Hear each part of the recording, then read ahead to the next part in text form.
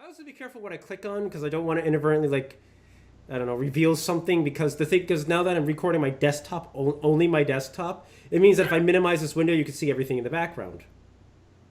I mean, not that What you got in the background? What are you hiding? mostly a messy desktop, but no, there's no big old anime titties on the back. Don't worry, but Mm-hmm.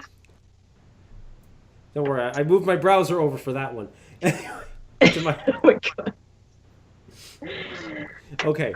Anyway, It was disappointed in you. This is what happens when the father just walks away. damn Tim.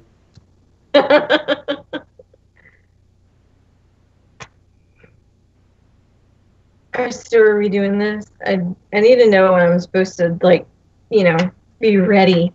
I'll turn it on. I'm just kidding. It's like hello and welcome to Nerd Rage episode 186. Okay. What? I was gonna make Is that. that really it? I was Is gonna that know. the intro? Maybe. I don't know. What do you think? Should it be the intro or should it be the No. embarrassing outtake intro that precedes the actual intro? Okay. Let's do this. Hello and welcome to Nerd Rage episode 186. That was 186, right? You said 186. I did say yeah. 186. I'm just not 100% sure if it's actually 186 or not. We're going We to go. always do this at the beginning. That's because I always forget. We always question whether it's actually that number. Well, we'll find out in post-production. Anyway. It is 186 because I just went to our YouTube channel and the last one was 185. So Cheater. She's the worst. She's the worst cheater ever. I'm not gonna keep a log of that in my brain. It's too full of other things. Anyway, so I suppose we should apologize for not having an episode last week, Shannon. I was sending my oldest child off to college. It was a taxing week for me.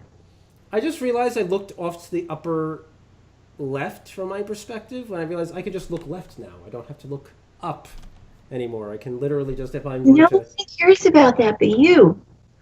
I'm pretty sure there are people who care about it besides me. If only because it's really goofy and silly. Leave a comment below and tell us if you really care where Osei looks. Well, I mean, I don't think you want me staring off into space the entire show, so... At the very least, pretending... Yeah, like if you sit there and pick at your nails. That's awesome. Oh, yeah, definitely.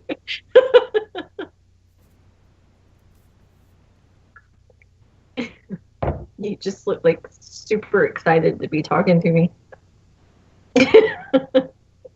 So anyway...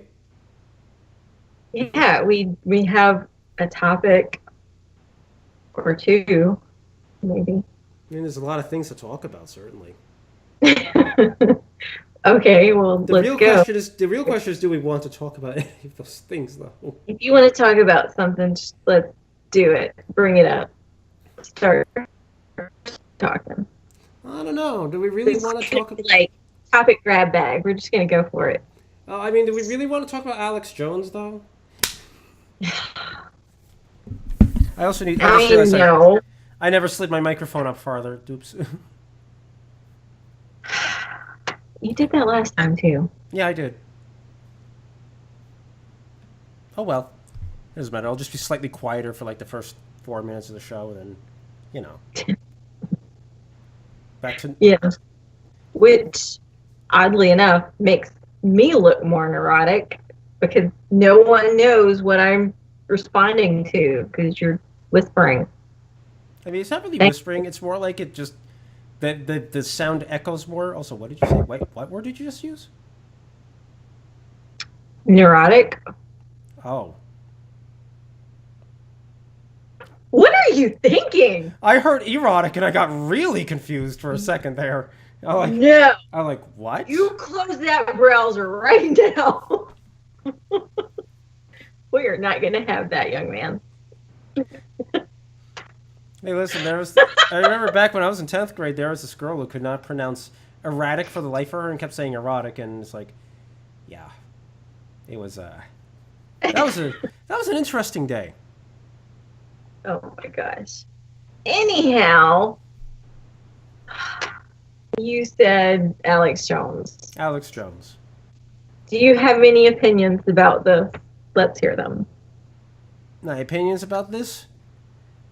I am deeply unsettled by the way that social media is arbitrarily enforcing its rules.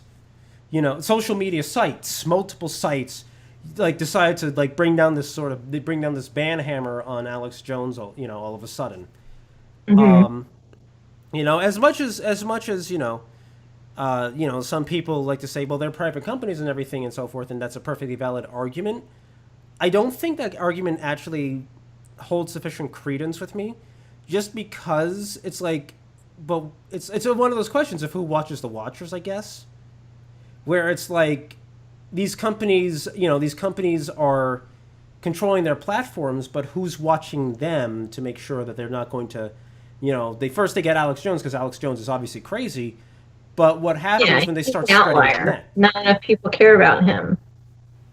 But it's inevitable that they're going to start spreading that out farther and farther, especially in our Well, cultural climate. even though they claim that there's no such thing as a shadow ban, I hear a lot of conservatives talking about being shadow banned. Oh yeah, shadow bans are super obvious too. Like you can tell when someone's earlier got a shadow ban. today, I think it was, I shared something from Alfonso about the Gosnell movie and how that had been shadow banned, and then they removed it and said that it looked like spam on Facebook because he had shared it. And so there's like a certain amount of views that you can reach and then you just don't go anywhere.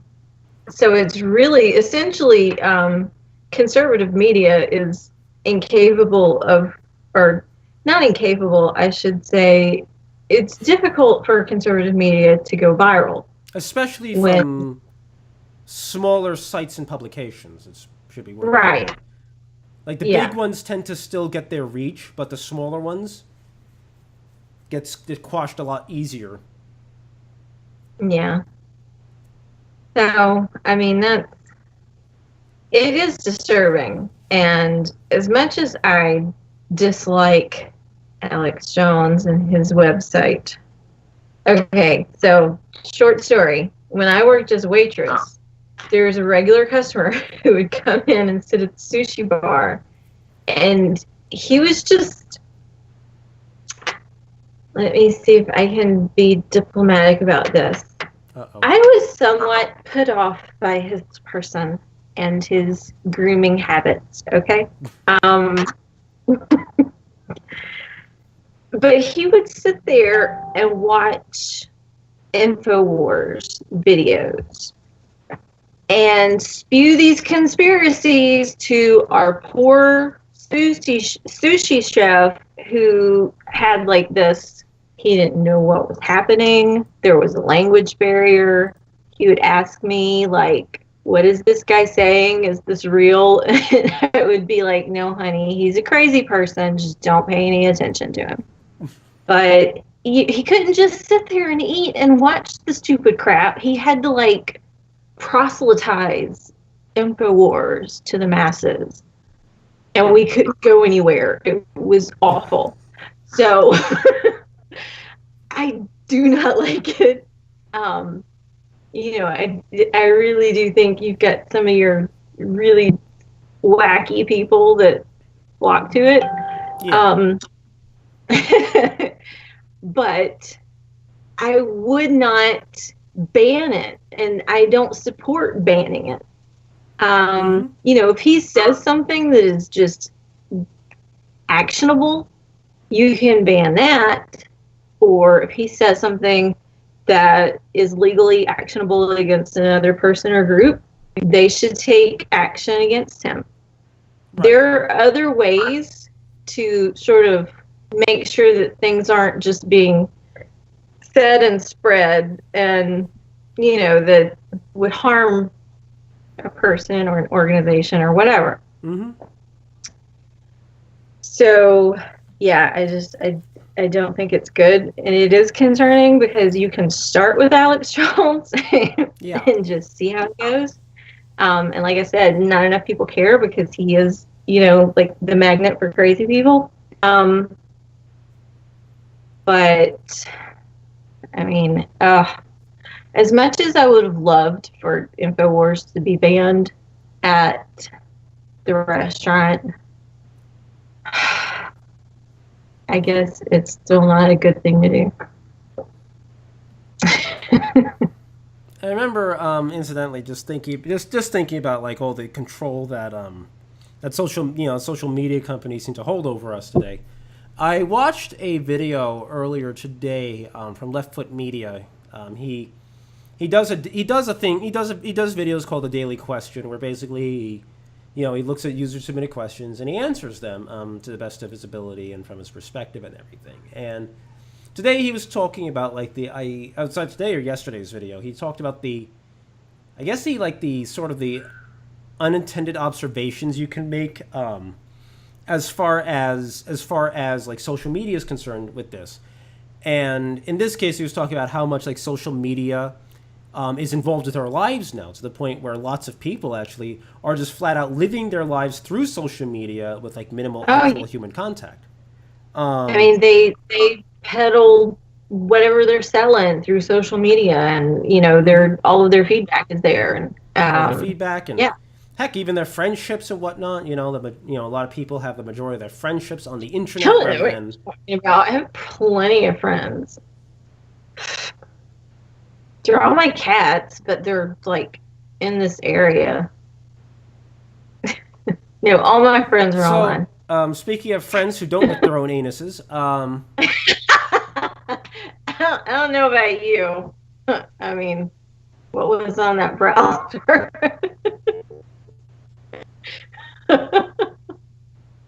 I make a one-off joke, and now she's just going to keep bringing it up for the rest of the night. That's what I'm here for. Okay, go ahead. You were saying. Anyway, but no, he was basically though he was just talking about how how we seem to have just kind of ceded so much control of our lives to like a handful of like really big companies, like Facebook and Twitter and whatnot, and how that isn't really very healthy. And in light of this whole Alex Jones, and InfoWars ban happening, it's like maybe we should consider like moving away from that a little bit. Yeah. I just, of course you've got issues with YouTube, which we're on YouTube. Follow us.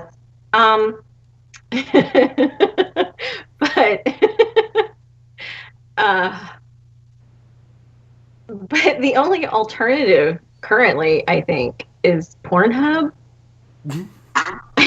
That is correct. Anything on Pornhub. Mm-hmm. Yep. It's just not gonna happen. Why did it come back to that again? Anyway, it's relevant this time. You are correct though. When YouTube banned all the gun channels, a bunch of gun channels actually moved over to Pornhub because Pornhub's like, okay, sure, but no, because of course that was a brilliant move on YouTube's part. Ban all the gun channels, even though a lot of those channels are teaching you about basic gun safety and whatnot. Right. It's like those are the very channels you don't want to ban. The ones that are teaching you, not to point guns at people if you don't intend on shooting them. And how to make sure your safety is on or off. Well, the leftist thought is that if you have a gun, you intend on shooting everyone with it. So they don't understand gun safety in terms of you don't point it at something that you're not firing at. Well, yeah, that's because the left knows nothing about guns, of course. Right. They just think it's some sort of anarchist Wild West where, you're just sort of spinning your revolvers and shooting at everything. It's like those old cartoons, the really old non-PC racist cartoons where, it's, yes, little Mexican dudes. Or like playing McCree in Overwatch. That's how they see it. That's how they see gun owners. They see us as like some sort of cartoon from a bygone era. We are quite literally boogeymen. Well, not we. I'm not a gun owner yet. But, I mean, that's something I intend to do when I have the money for it. But for the time being, no, I do not own any firearms. I can neither confirm nor deny the presence of firearms in my domicile. You've literally shown us on this show. No, I haven't.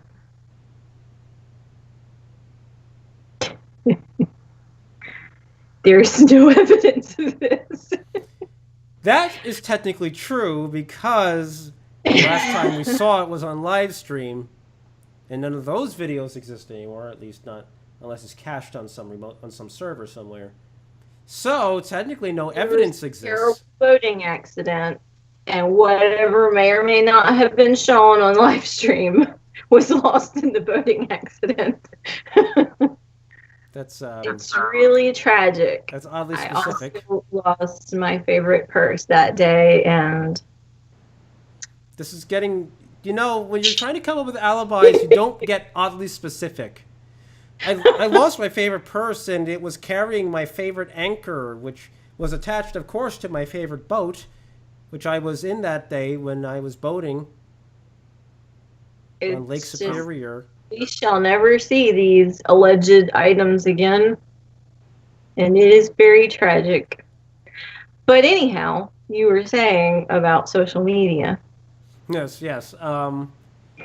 Honestly, I think I made most of the point anyway. That was just pointing out that I watched that video. Look, I mean, it's Facebook, Twitter, YouTube, Google. You throw that one in there. Yeah, Google definitely counts. It's really funny because a lot of people like to say, well, these things aren't monopolies. But at the same time, it's like, but they kind of they get the lion's share of the business. I'm pretty sure that they are close enough to one. It's like saying that AT&T wasn't a monopoly. Yeah, but it is. In fact, when it comes to like cell phone service and providers and so forth, it's like, yeah, actually, that's a perfect example of not there being a monopoly, But it's like in the case of like social media, though, it's like, no, a very small handful of companies dominate the market, and you can't really not use them. Well, what's the solution then? I don't really know, truth be told. I mean, make your own. I mean, everybody loves the idea of making your own little startup social media site, but it's unless you can get the kind of power and reach, that, like the big companies have gotten, like Google and whatnot have gotten, and very frequently you have to use the same algorithms and so forth that those companies use or create something similar, and it's just almost impossible to compete with multi-billion-dollar giants like that. It's like.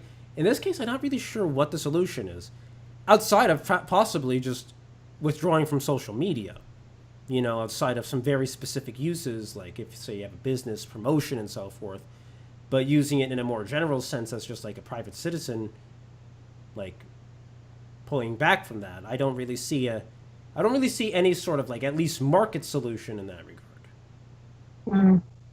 I mean, for my part, at least, I don't use social media overly much. Like, I browse it a lot, but I'm not very often, and I'm not a super active user either. So, yeah, me either. I'm like never on.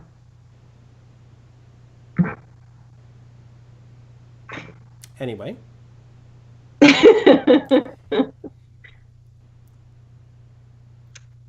I lost all my social medias in the boating accident.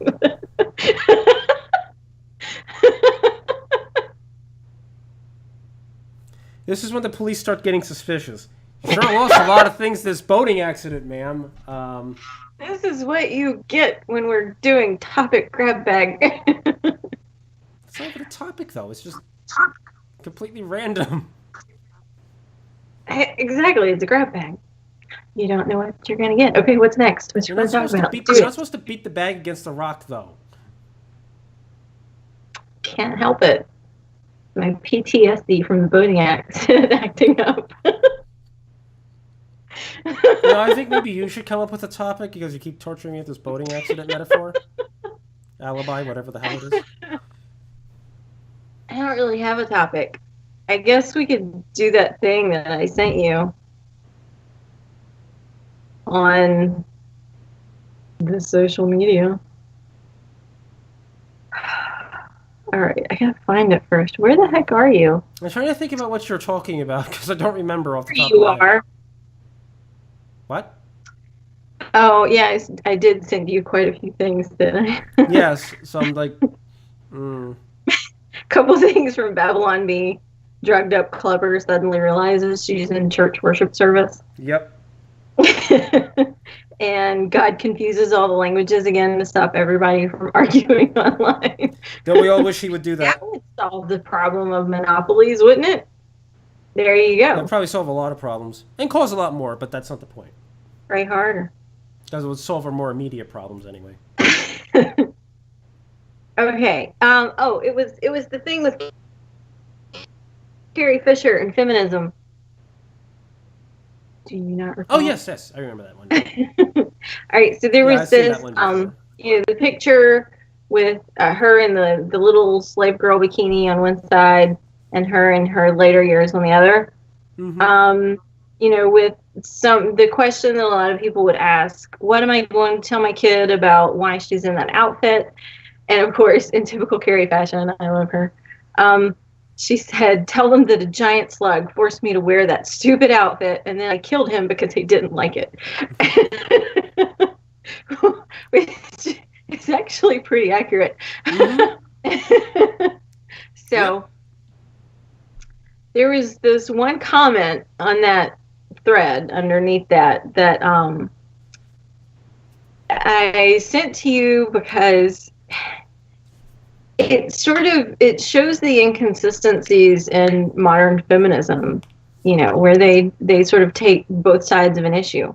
Mm-hmm. This guy, his name is JC Alexander, he said, doesn't having to justify that outfit just contribute to the idea that women shouldn't be allowed to wear whatever they want, and there needs to be some kind of societal pressure to keep them modest?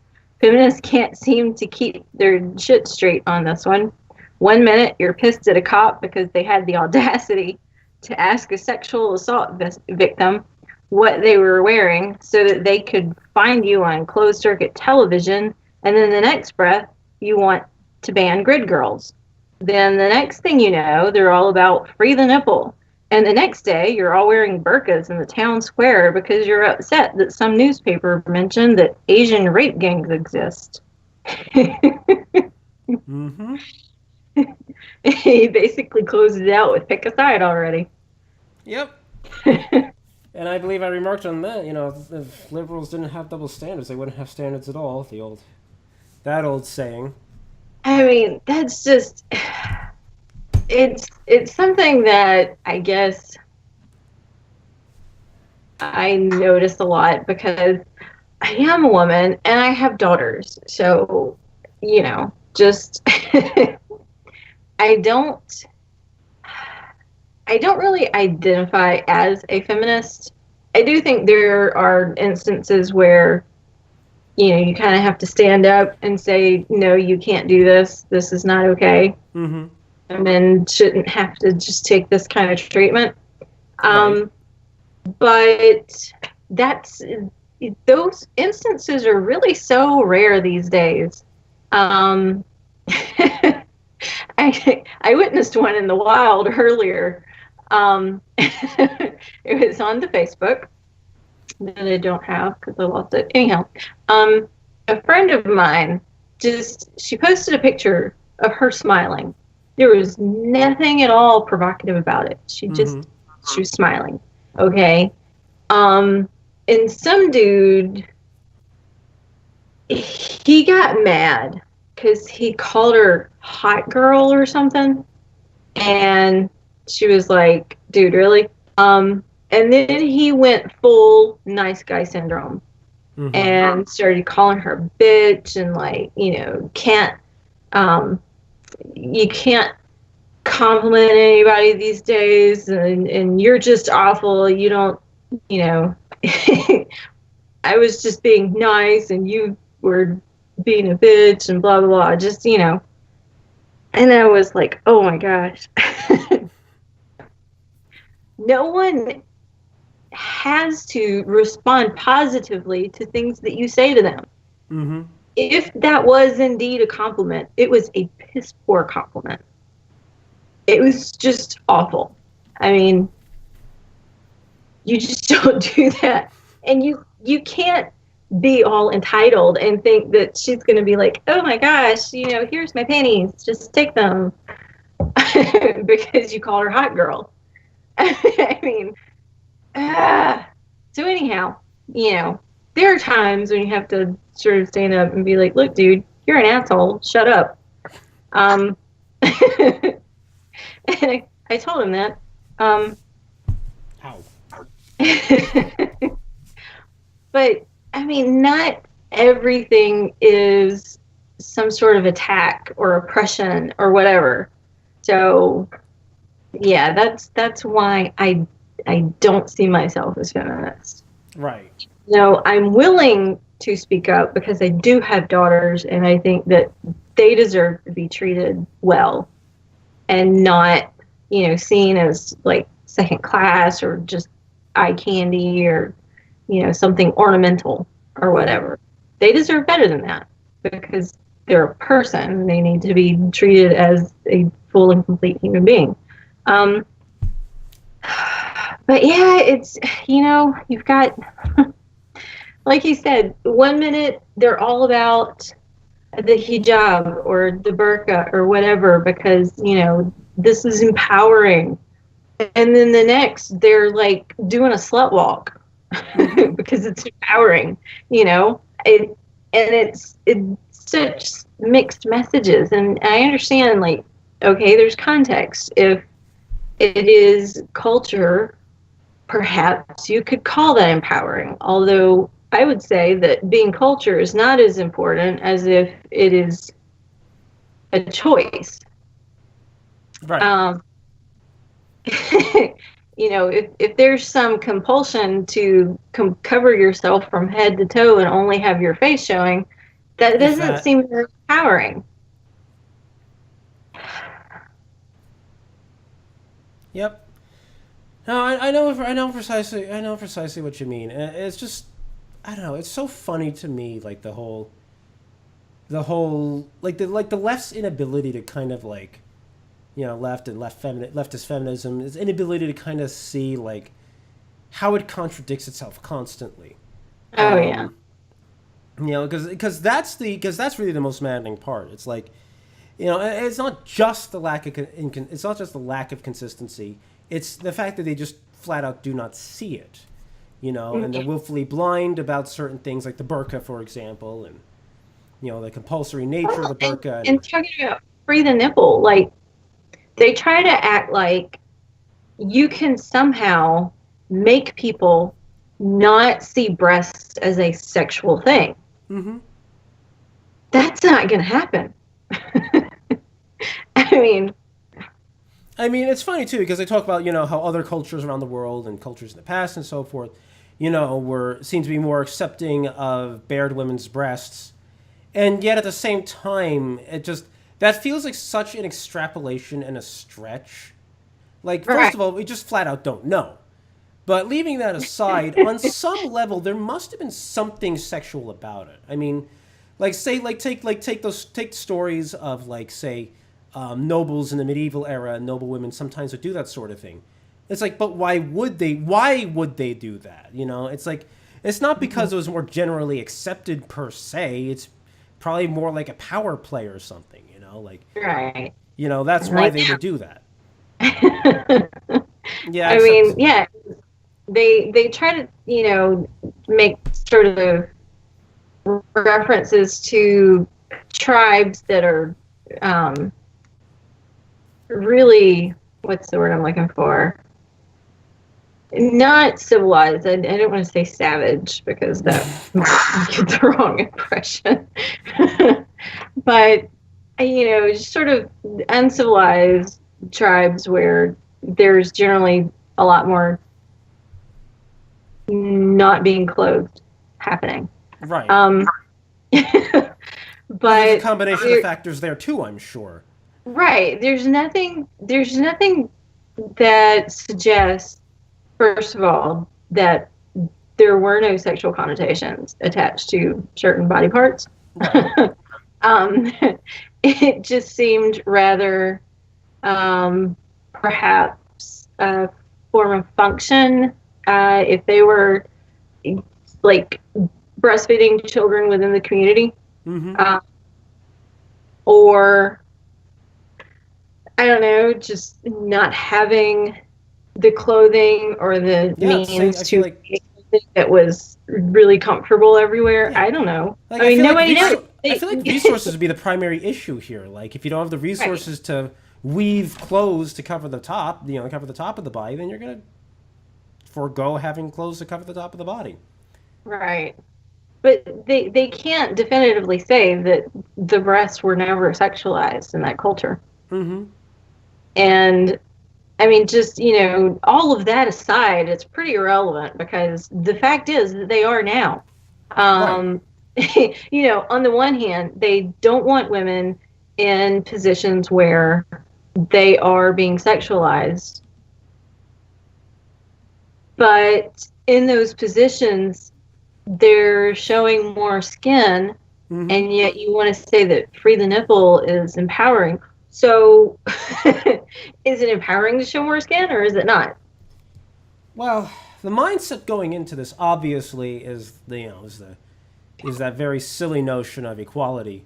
In this case, especially, like this idea that, if men can run around shirtless, so can women. But I don't know. It feels like it also kind of ties back because everything always seems to kind of tie together if you manage to dig deep enough. It just kind of sort of seems to tie into the whole kind of thrust to make like everyone kind of like kind of androgynous and shapeless and get rid of like real meaningful gender distinctions. Like it seems to tie into that as well. Right. That's the reason why some of these people, some of these slut walks, like people run, these women or whatever they happen to be running around, looking like they probably would have been in some sort of circus 100 years ago. You see that, and it's kind of like you can kind of see the connections here, whereas like it seems like at the one hand, and we're back to contradictions again. On the one hand, they want to get rid of all the sexualization. They kind of want to make everything like an amorphous androgynous blob. Yet on the other, we talk about, like they want free love and everything, and it's just like I don't know how you put these things together, and even trying to come up with what I was saying there, I got confused because it is very confusing. It is because and like a stripper is empowered, a grid girl is not. What? But it's like the grid girl's clearly more empowered in that regard because she's choosing to do it, and she's always presenting herself at her best, whereas the stripper's like, yeah, basically having to play to the lust of the men in the audience to get paid. Mm-hmm. I mean, in the worst possible really fashion, sort of vulgar way. And depending on the strip club you're in worse ways than that. Yeah. So I mean, it's there's just too many things that don't fit, that just don't make sense. But of course, on the left, prostitution is empowering too. So. Well, they do slut walks where they dress abominably. I mean, there are things that cannot be unseen that never should have been seen. Like, trust me, honey, no one's going to touch you with a 10, 15, or 20-foot pole. Oh my gosh, it's so horrifying, and I need to not think about that right now. But so they do the slut walks or whatever, and presumably being a sexual creature is perfectly fine, and they should be able to just put it out there and spread it around however they want to and not be judged for it. Especially the herpes. And okay, that's gross, but okay, so that's somehow supposed to counter what, rape culture? Like she wasn't asking for it because of how she was dressed. I think that's sort of their leap of logic there. Mm-hmm. Um, you know, and yes, I agree. No one should be physically assaulted against their will. That is wrong. Every time, no matter what she's wearing or where you're at, is wrong. But I've had this conversation with other people regarding first impressions. The fact that we do, even though Oh yeah, everybody, I not saw your every, post about this. people try to act like they don't judge. They don't judge the way other people look. Yes, you do. Mm-hmm. Yes, you do. Be honest. How you present yourself is that very first impression. It is the first impression. So if you're wearing something that's all like sexy and whatever, if somebody's going to think sex, that's the first impression they got. That's what you put out there. You don't go to a job interview wearing pajamas. Mm-hmm. You don't go, Well, yeah, it's the same way you don't run around looking all unwashed and unclean, or right. you don't go to certain places dressed in certain ways unless you go to You Walmart, where apparently you dress decide however you and want. how you present yourself, how you want other people to think of you. So saying that, how you're dressed shouldn't determine how people treat you is ridiculous. Mm-hmm. And in fact, that first impression usually will go a long way to defining exactly how someone's going to treat you in a particular relationship. And when I say relationship, I mean just general human interaction. I don't mean specific Right. Yeah. relationships, but Because they'll make a snap judgment of whether or not, you're a sort of a one night thing or, if you're going to take a little more effort than that. I found the other. I just realized the other downside here to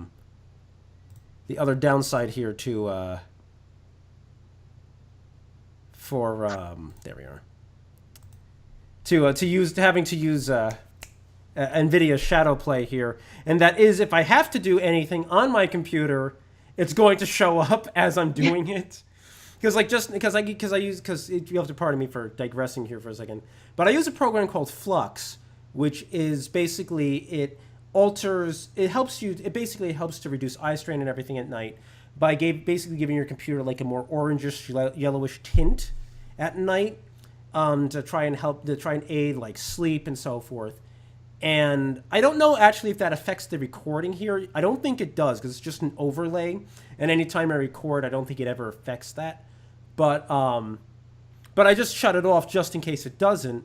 And also because it's kind of annoying when everything turns like a yellowish orange and I'm looking at it, and I'm trying to like focus on details because it alters everything. But because I had to alter that and it's on this screen, that's going to show up in the show, and it's just like, oh, that's nice and real professional looking. I mean, I could always just cut off that portion of the screen if I really wanted to, but I don't really want to because I'm probably going to forget during post. I'm just like, oh, dang it. Well, it's your turn to come up with a topic. Indeed. And given that we've been going for quite a while now, I think it's time to go to something a little more lighthearted. Because I watched Iron Man yesterday. Yay! What the hell reaction was that? That was joy, because you watched the thing that I've been asking you to watch for years. But yeah, so I watched the first Iron Man from 2008. And first things first, one thing I observed is that it's definitely a movie from 2008. You can see and feel all those undertones of the about like American warmongering and the Bush administration and everything in that movie. But in a way that I feel like isn't super grating, which is really to the movie's credit. In a way it feels sort of preachy, but it's not like obnoxiously so, and it plays into Tony Stark's character really, really well. Which makes it much more appreciable in that way. But anyway, to give a general impression of the movie, though, I loved it. I thought it was a really, really good movie. It was a lot of fun. It was very, very well crafted. It was very concise. It was very tight. There was no like superfluous elements or anything. Nothing got introduced out of the blue or anything. None of that Chekhov's gun issue there. Definitely not referencing that Mary Poppins scene or anything. But But but everything, like the entire movie though was very well crafted. I couldn't help but notice at a couple of points, like the framing of shots and so forth was done absolutely perfectly. Because when it comes to movies, like I like to enjoy them on every level. Like I like to enjoy them in terms of story. I like to enjoy them if they're like a lighter movie. I like to like when they're fun. But I also like to enjoy movies on a technical level. I love when a movie has like a brilliantly framed shot, or I love a movie where like a simple shot is framed perfectly, where like subtle little details are done very well. I love all that sort. I love all those sorts of things, and Iron Man did it all really great. And I really had a lot of fun watching it. I'm kind of looking forward to watching more of the MCU. Because I started in its humble beginnings 10 years ago, and I'll be proceeding on. But onward a little bit more about Iron Man. I'm not even sure what to say because, something that really stood out to me: the CGI. The CGI was really good. After watching Black Panther and seeing like some of the really janky CGI in there, for a movie that was released 10 years ago, the CGI looks absolutely amazing. It's seamless, honestly. It's like I look at it, I'm like, yeah, it's like I don't feel like I'm looking at a computer generated image, like say when the armor's being put on Tony, for example. I don't I don't feel like I'm watching a CGI robot arms and everything doing these sorts of things. It's like I feel like I'm watching like something that's legitimately happening there. Right. Or the computer displays. It's funny that a movie that's 10 years old does that better than the one that's so hyped. Well, that's what makes Jurassic Park so phenomenal in that way. Jurassic Park is so seamless, and that's a movie that came. What was it? 95 or 96? Which one was it? I don't remember. Or 90? Or was it earlier? Was Jurassic Park earlier? I can't remember. I've actually never watched Jurassic Park in its entirety, believe it or not. I've seen parts of it, and I might have seen it when I was really young, but it's been so long that I just don't remember Jurassic Park in its entirety. I'll probably get around to watching that at some point. But but the CGI in Jurassic Park though, it was absolutely fantastic. Or say like the CGI used in Titanic. Like another movie, 96 there. 96, 98. Crap. I can never remember movies release years. Unless it's Star Wars. 93. Jurassic Park. 93, okay. I'm thinking, wait a minute, no, it was 1992 or 3 or suddenly. I had to go back in my head. I'm like, no, wait, I'm wrong. That's earlier in the decade.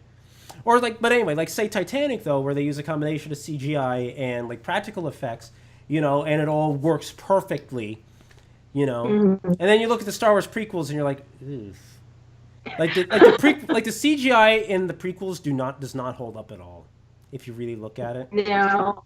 Especially if you look at the clone troopers in episodes 2 and 3. It's it doesn't work at all. The CGI in the remastered originals doesn't hold up, and I really hate that. I thought the practical effects were so much better. Mm-hmm. And it's not to say that practical effects are perfect all the time.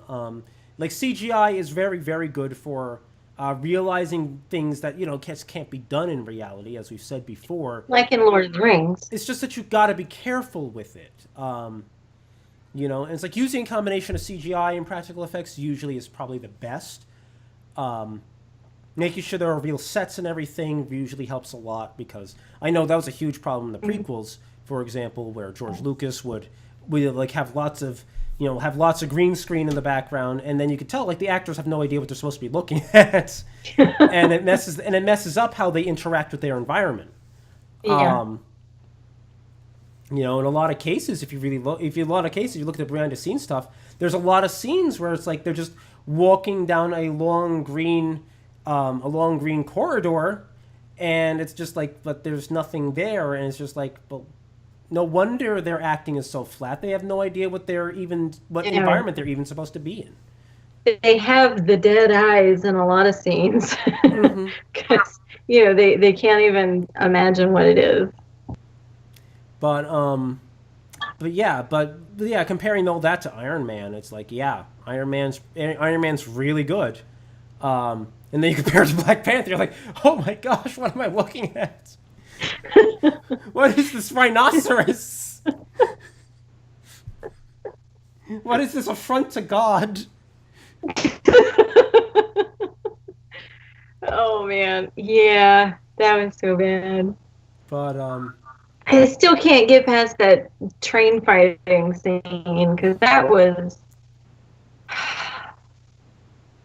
just ruined the whole thing. well, the train That fighting scene is whole just fight at the end, I was like, oh my gosh. the train fight also just didn't make sense on any logical levels. So then you stab him in the heart and he survives for like 17 minutes late for 17 minutes after it, so they can see the beautiful Wakandan sunset. Yeah.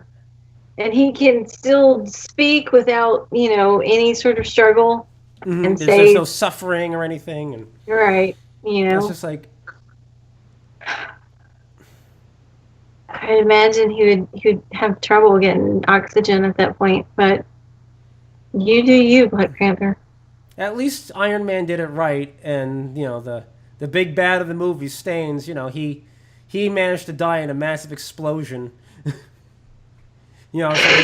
So that there was no coda to his story arc. He just dies. I did not watch Iron Man before. I mean, I had watched a lot of the MCU before I actually saw that movie. And it was interesting because I think it sets Tony up really well for his story and kind of where he sort of parts ways with some of the other Avengers along the way. I'll be interested to see where that goes. But I mean, it's you actually do see a bit of an arc with him going from just this really self-centered playboy. I mean, he's always a bit self-centered. Yeah. It's not like he completely outgrows that, but he like does. That's his character, grow. So Yeah. He does begin to have other concerns, just other than himself. But yeah, I also like that his first attempt at an Iron Man suit was clunky. That was just some welcome realism. yeah, it was also because it was improvised and everything, and but it's like really well done. It's like okay, yeah, that's exactly what you would think a suit made in a cave. That's exactly how you would think that would work. Assuming that someone's smart enough to make it, which incidentally reminds me of that article you posted about smartness in the MCU. Sure, yeah. That's her name. I mean, that's not real. No, you can't say that she's smarter than Tony Stark, Bruce Banner, Peter Parker, and Doctor Strange. Oh yeah, it's just big fat no. I mean, just watching Iron Man, it's like, yeah, Tony Stark is way smarter than her. Because I don't care if she did have a magic space rock making all the plants super magical around her and grew up on that. No, of course she's smart. Yeah, you can't deny it. But at the same time, she's smart, but she is not the smartest character. But is she like a super genius level? No, I mean, definitely not. Like, I'll have to see more of the movies, to get a sense of other characters, but. Just seeing Tony Stark, it's like Tony Stark is clearly a genius. Right. He's clearly a genius. The fact that he managed to. That can't stop creating, because if he does, his genius will drive him mad. Right. That's the level of his genius. Peter Parker sort of suffers from that to a degree, but his just sort of comes out in awkwardness. Which is funny and really makes that character likable. But Shuri, she doesn't seem like a character that's driven by this sort of mad genius. Sure, she's smart, but she just doesn't have that same drive. Yeah. You can see it in her character. In fact, it's clear that her character's grown up with all these technological marvels and everything, and it's like, this is kind of just normal to her. Right. She's not really doing a significant amount of innovating when she creates things. She's just improving upon things that already exist. Whereas, And I mean, that brings up another point. It's not like she created this stuff. She was given this stuff and then she improved on it. right. But she didn't create it. Not like Tony and his reactor, it's keeping those shards from his heart and capable of powering a suit that's invincible to bullets, It's not like Doctor Strange learning quantum physics and like realities and I mean, what the crap? Oh, and that's the other thing. Twisted all over the place.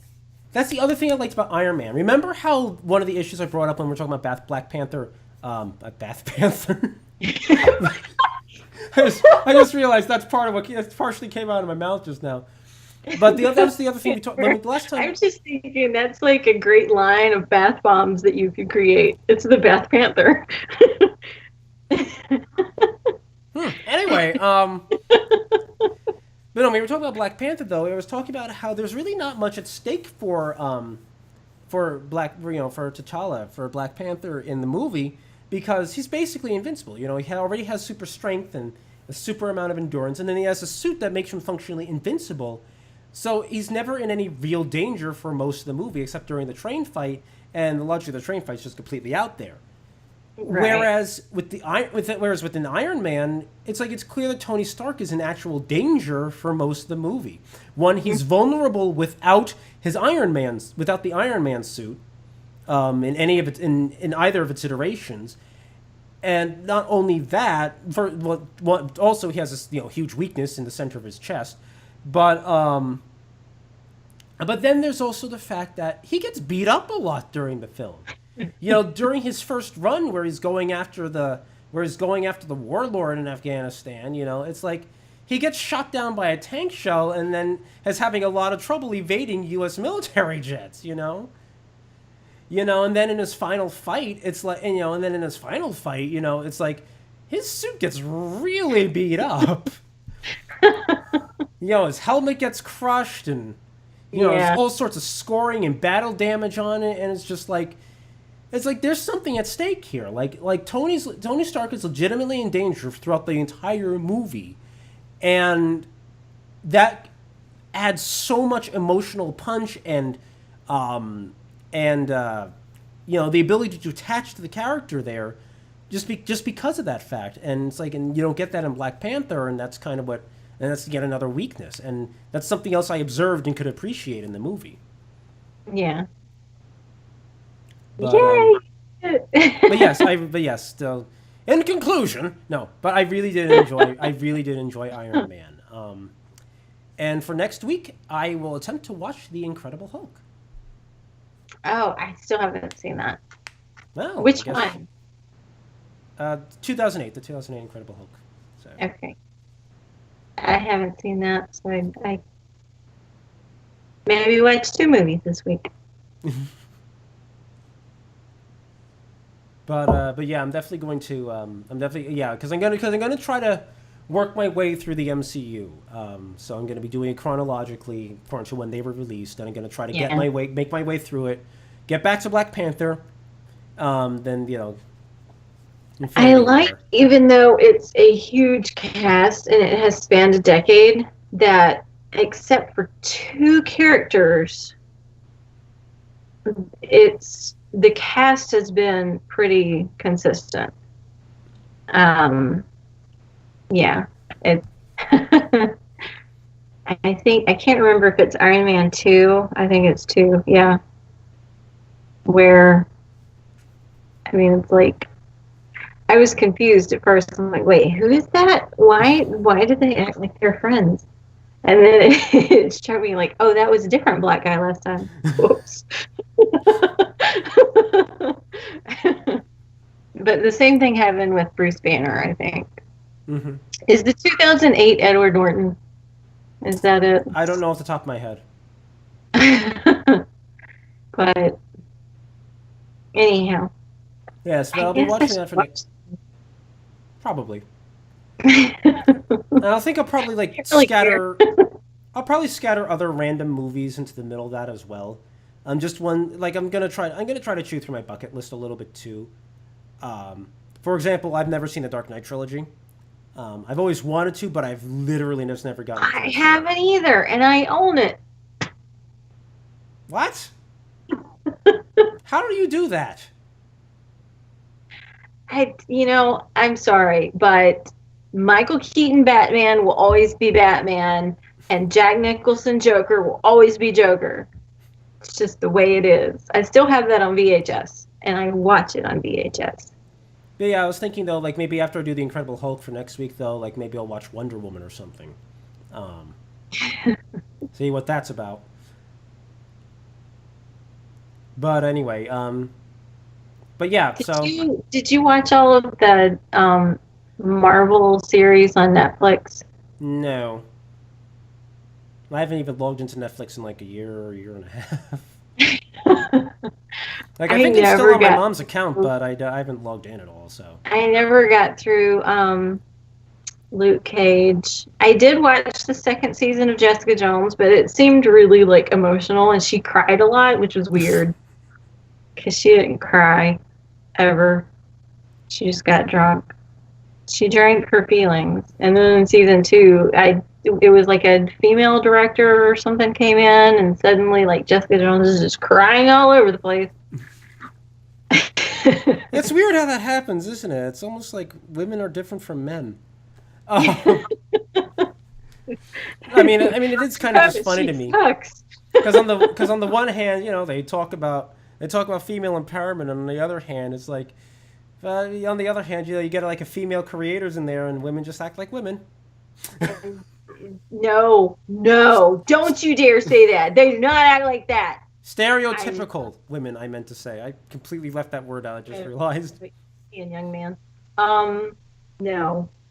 Uh, it's like the women that complain the most about other women being stereotyped are the Mm-hmm. ones who are the worst about Yep. playing to their stereotypes and just being all emotional and, completely out of their mind crazy. Mm-hmm. I didn't really like Jessica Jones the first time I watched that, but then I watched the first season again, and it made more sense. First of all, David Tennant is freaking amazing in that season. He's Mm-hmm. a great Kilgrave, and Kilgrave is an amazing villain. Just love Mm-hmm. it. But she is such a bitchy, likable character, which is kind of her character, you know. Mm-hmm. So for them to then make season two where she's just constantly crying at the drop of a hat is weird because it undid the character. Right. Kind of like making Poe Dameron an asshole made.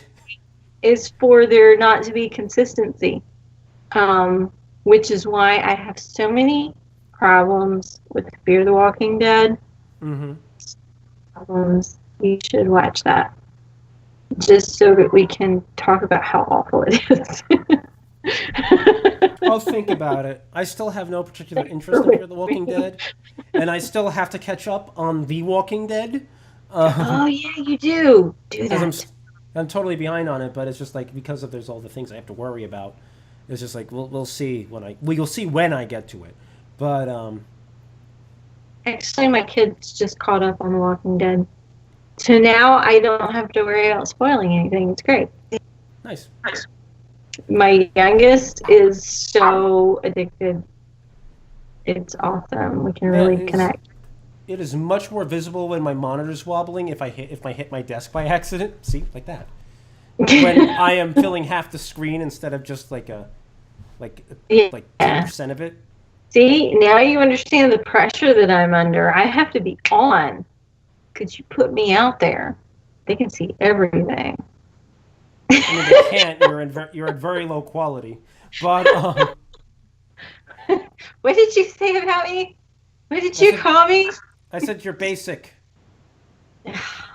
Whatever.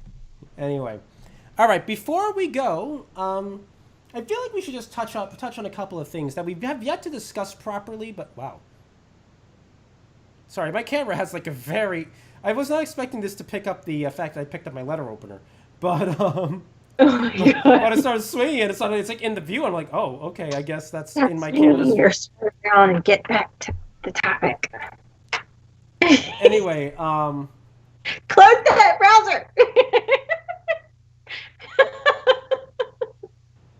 my coworker did that to me the other day, where like they like some of my coworkers, they're older women, they're in their 50s or in their 60s, um, and they were talking about their younger days and relationships and so forth, and one of them's like, we'll find you a woman one day, and it's just like, or maybe a guy, and it's like, I'm like, really? And let's just say that conversation escalated from that point, and I cannot believe how absolutely baffled and confused I was at the end of that conversation. Like, where did this even come from? But yeah, that was a thing that happened. So suffice it to say, Oh, this, they that's not probably the first. thought it was just precious that you were baffled.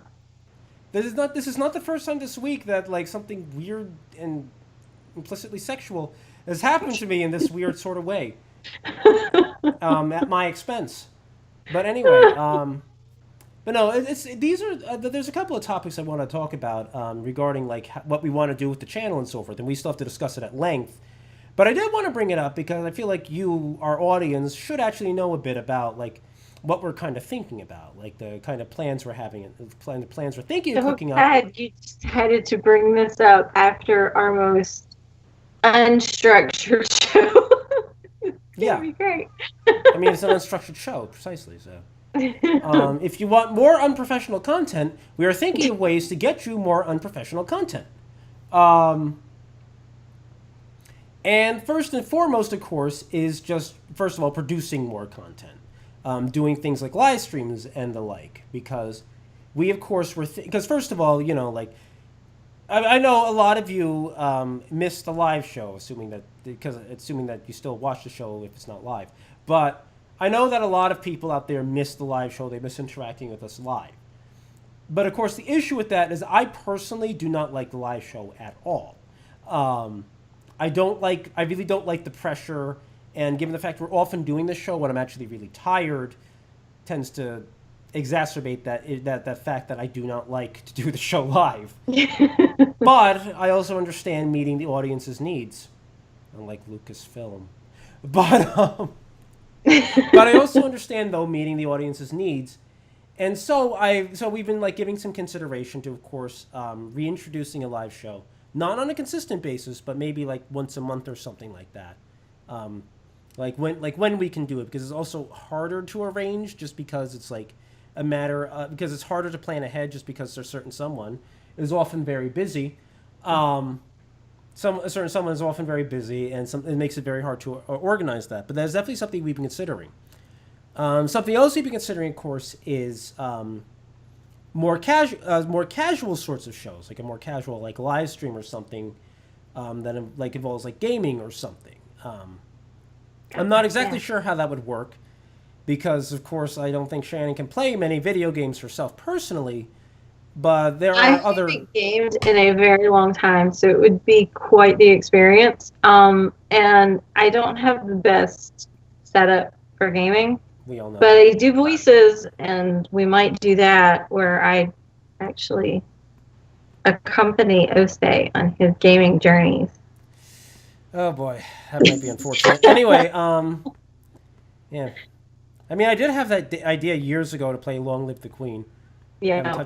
I have not touched that game in years, though. Actually, it might be worth going back to it just for the novelty, because it was a funny little game. But that's neither here nor there. That also wouldn't be live streamed, incidentally, because because if we did a game like that where we're like going to try to do voices and everything, like that would have to just be done like in a recording, because we'd be thrown off by the delay otherwise. Because there are things I can do, like I can do screen sharing and so forth, and it seems like it's easier than ever in new Skype because there's a little button down here. That's the wrong one. Because there's a little button down here called Share Screen. I hovered over the screenshot button, but there's a little Share Screen button down here that I can use, and we could probably utilize that. Old Skype had it too, but I think it was a little harder to utilize. And it seems like it's really simplified this time. But that's neither here nor there. We'll deal with that in the future. And there's actually one final topic I just wanted to bring up real quick, and that is the idea of supporting us. Because I know there have been times before where people have mentioned there's like, yeah, like we'd be more than willing to pitch in some money to help pay for like a live stream subscription. Which always surprised me whenever one of our viewers would be like, "Hey, I'll throw you a buck or two if if you need it for this, or if you need to keep whatever platform you're on." And that's another reason why we quit doing live shows, is because it got really expensive. More to the point, we just could never afford it, period, and the free service is very limited. So.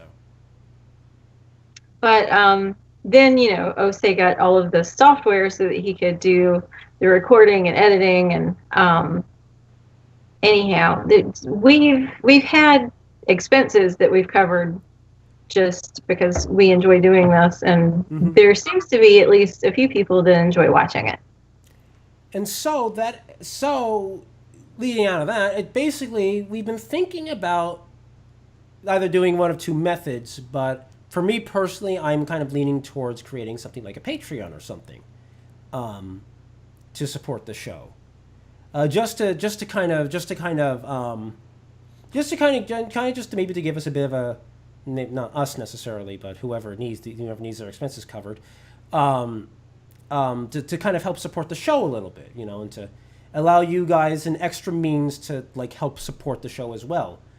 Because of course, if little money is coming in, it also goes a long way to making sure we have the extra time and resources to actually dedicate to actually creating a better, higher quality show.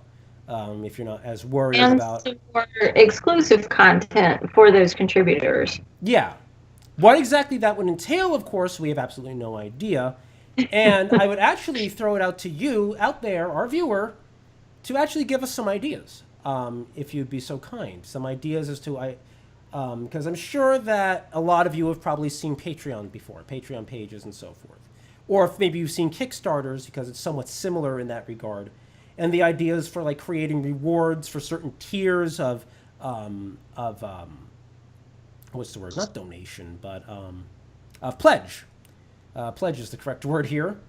But I'm sure like some of you have seen these pages though, and I'd be interested to hear some ideas for like what we could do or how we could handle it. Of course, because this is just really a hobby, we are somewhat limited in some of the things we can do. One of my ideas, for example, was say creating like a Discord server, where you could where you could spend more time interacting with us, but get us away from social media too. But go figure. 2 birds, 1 stone. Go figure. But we could create like a Discord server, and like work around that. I think that would be kind of interesting for those of you who don't know what Discord is. I might link to the Discord website in the description below. I'm not going to explain it here. But there's plenty of other ideas. That's just like the one that's been foremost at the front of my head, because I actually like this, because I like Discords for like interacting with content creators. It helps to personalize them a little more. But anyway, but yeah, I just wanted to throw some of these things out there before the show ended, just because I think that it's worth talking about and worth making sure you guys know, and it might also spur us to discuss it a little more too, because we've been meaning to have this conversation for weeks now, and we just don't get to it. But yeah. So we want to thank you for watching this episode of Nerd Rage. We hope that you enjoyed it. I know that was all over the board, but honestly, that's kind of normal for Nerd Rage, all things considered. That's pretty much what Nerd Rage was before we decided to get more serious about it. I mean, to be fair, also, this episode was also felt a little more structured and organized than previous grab bag episodes, also known as 90% of the show prior to this point. Just because sometimes those shows could just get all over the place and there's just no organization whatsoever. Well, we also had live chat, and that took things to a whole new level. that never helps keeping the show organized, did it? Oh man, talk about squirrely. That got squirrely. Especially when I was tired. That was a train wreck when I was tired. It's bad enough you have to deal with me. You have to deal with me and a bunch of viewers that Like all commenting and us on Tim, like Shane,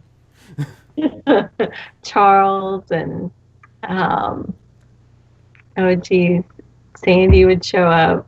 Yeah, Sandy would show up occasionally. Yeah, you're right. But oh my gosh, Charles could get on like a Star Wars kick and just exclusively talk about that. Mm-hmm. Like, it's even worse because I engage on Star Wars related topics. Oh yeah, I would get very distracted by his chat as well. That's a girl you were willing to chase, and it wouldn't matter what our topic was. Anyhow, so yeah, you can tell we're really a very professional duo. Yep. We are dedicated to our craft. You could tell definitely, especially when we had John on the other week, and he didn't even. He was really surprised as to what he got into. You could tell, like about 5 minutes in, he's like, "What's happening here?" Like, what have I done? I mean, that's why I made the thumbnail. You know, his face in the front of a wrecked train, because that's what he walked into. We need to have him back on. That was fun. He has stuff to talk about. Because did you see his live stream from? It was San Jose Worldcon, I think. Something. Worldcon. No, I did not though. Yeah. He got kicked out. Oh, how exciting! I'm glad we have conventions so that they can kick people out. Right. It's really super special to have a literary convention where you don't allow in an author because you don't like his politics. Well, I'm going to have you work on that angle then. Okay. And we will catch you all next week for more shenanigans. More or less, more structure, less structure. Make sure you leave comments and just respond to some of the stuff that we had on the show, different questions and topics. Yeah, right, that thing she said. Anyway, until next week, everybody. Bye.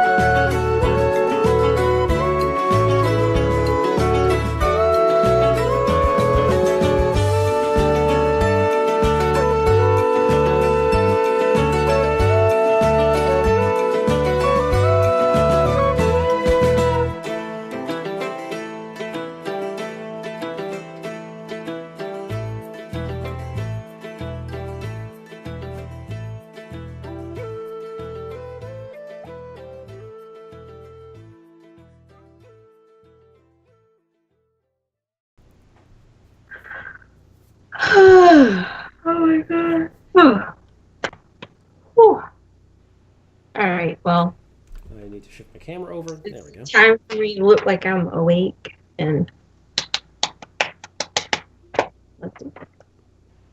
That is totally making it into the show in one way or another. No. No. Oh my gosh. No. I just see that evil glint in your eyes. It's like, oh, I'm totally putting that down. Oh yeah, I mean, you made it too easy. You made it far too easy.